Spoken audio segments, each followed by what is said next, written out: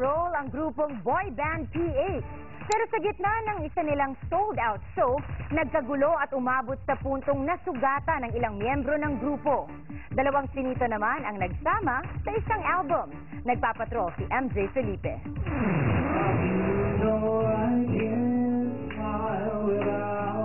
Classic old songs ang trademark ng Chinoy crooner na si Richard Poon.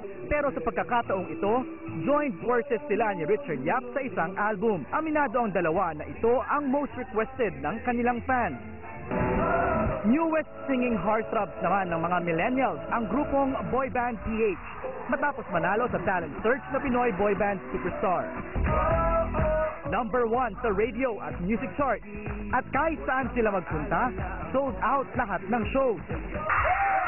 Gaya sa Iloilo kung saan 10,000 fans ang nag-abang. Katindi ng lumalaking fandom ng grupo. Nagkagulo sa isa sa kanilang show sa Cavite.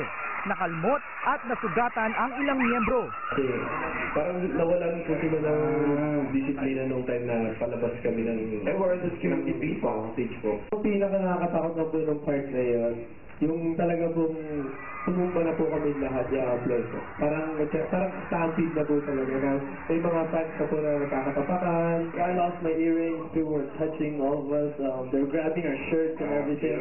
So that was crazy, but it was fun. Target ng grupo na makaikot sa iba pang lugar sa bansa para maipaabot ang kanilang only love sa mga fans.